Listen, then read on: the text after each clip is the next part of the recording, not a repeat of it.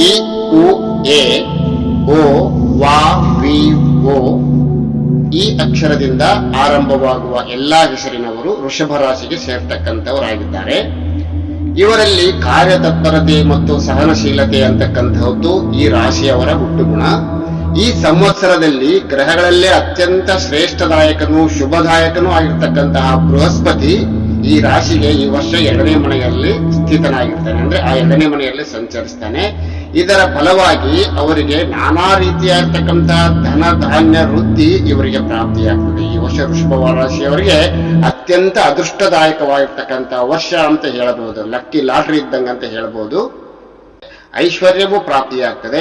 ಇಷ್ಟೋ ವರ್ಷಗಳ ಪರ್ಯಂತರವಾಗಿ ಮದುವೆ ಆಗಿಲ್ಲ ಅಂತೇಳಿ ಕೂರ್ತಿರ್ತಕ್ಕಂಥವ್ರಿಗೆ ಈ ವರ್ಷ ಕಂಕಣ ಭಾಗ್ಯ ಖಂಡಿತವಾಗಿಯೂ ನೆರವೇರ್ತದೆ.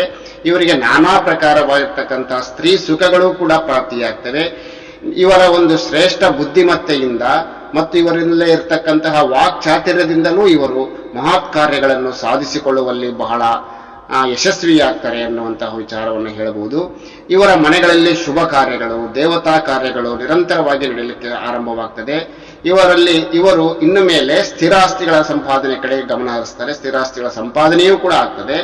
ಎಂತಹ ಶತ್ರುಗಳು ಇದ್ರೂ ಕೂಡ ಅವರನ್ನು ಗೆಲ್ಲುವಂತಹ ಒಂದು ಶುಭ ಫಲಗಳನ್ನ ಈ ವರ್ಷ ಇವರು ಪಡೀತಾರೆ. ಯಾವುದೇ ವಿದ್ಯಾರ್ಥಿಗಳಾಗಿದ್ರೂ ಕೂಡ ಅವರು ಉನ್ನತ ಶ್ರೇಣಿಯಲ್ಲಿ ಈ ವರ್ಷ ರ್ಯಾಂಕ್ಗಳನ್ನ ಪಡೆದು ಅವರು ಉತ್ತೀರ್ಣರಾಗ್ತಕ್ಕಂತಹ ಕ್ಷಮತೆಯನ್ನ ಅವರು ಹೊಂದಿರ್ತಾರೆ. ಈ ವರ್ಷ ಪೂರ್ತಿ ಯಾವ ಶನಿದೇವನು ವರ್ಷ ಪೂರ್ತಿ ಏಕಾದಶ ಸ್ಥಾನದಲ್ಲಿ ಅಂದ್ರೆ ಲಾಭ ಸ್ಥಾನದಲ್ಲಿ ಸಂಚರಿಸ್ತಾ ಇರೋದ್ರಿಂದ ಇವರಿಗೆ ಧನ ಲಾಭ, ಭೂಮಿ ಲಾಭ, ರಾಜ ಸನ್ಮಾನ ಈ ರೀತಿಯಾಗಿ ಎಲ್ಲಾ ಫಲಗಳು ಇವರಿಗೆ ಪ್ರಾಪ್ತಿಯಾಗ್ತಾ ಇವೆ. ಅಷ್ಟೇ ಅಲ್ಲ, ಇವರ ಮನಸ್ಸಿನಲ್ಲಿರ್ತಕ್ಕಂಥ ಎಲ್ಲಾ ಇಷ್ಟಾರ್ಥ ಕಾರ್ಯಗಳು ಸಿದ್ಧಿಯಾಗ್ತಾ ಇದ್ದಾವೆ. ಮತ್ತು ಈ ರಾಶಿಯವರು ಯಾರಾದರೂ ಕೃಷಿಕರಾಗಿದ್ದರೆ ಅವರಿಗೆ ಉತ್ತಮ ಫಸಲು ಮತ್ತು ಬೆಳೆ ಬೆಳೆದು ಅವರು ಬಹಳಷ್ಟು ಸಂತೋಷ ಭರಿತರಾಗ್ತಾರೆ. ಈ ವರ್ಷ ಮಾನ ಸನ್ಮಾನಗಳಿಗೆ ಇವರು ಭಾಜನರಾಗ್ತಾರೆ. ಆದ್ರೂ ಕೂಡ ವಾಹನದಿಂದ ನಷ್ಟವಾಗ್ತಕ್ಕಂಥ ಸಾಧ್ಯತೆ ಇದೆ. ಆರೋಗ್ಯದಲ್ಲಿ ಸ್ವಲ್ಪ ಬದಲಾವಣೆ ಆಗಬಹುದು. ಸಂಬಂಧಿಕರಲ್ಲಿ ಸ್ವಲ್ಪ ಕಲಹ ಉಂಟಾಗ್ತಕ್ಕಂತಹ ಸಾಧ್ಯತೆ ಇದೆ. ಸ್ವಲ್ಪ ಯಾವುದೋ ಮನಸ್ಸಿನಲ್ಲಿ ಚಿಂತೆ ಇರ್ತದೆ. ಗುರುರಾಯನನ್ನ ಸ್ಮರಣೆ ಮಾಡಿಕೊಳ್ಳ್ರಿ. ಒಟ್ಟು ಈ ವರ್ಷ ಪೂರ್ತಿಯಾಗಿ ಹೇಳಬೇಕಂದ್ರೆ ವೃಷಭ ರಾಶಿಯವರಿಗೆ ಅತ್ಯಂತ ಶುಭದಾಯಕವಾಗಿರ್ತಕ್ಕಂತಹ ಅದೃಷ್ಟದ ವರ್ಷ ಅಂತ ನಾವು ಹೇಳಬಹುದು.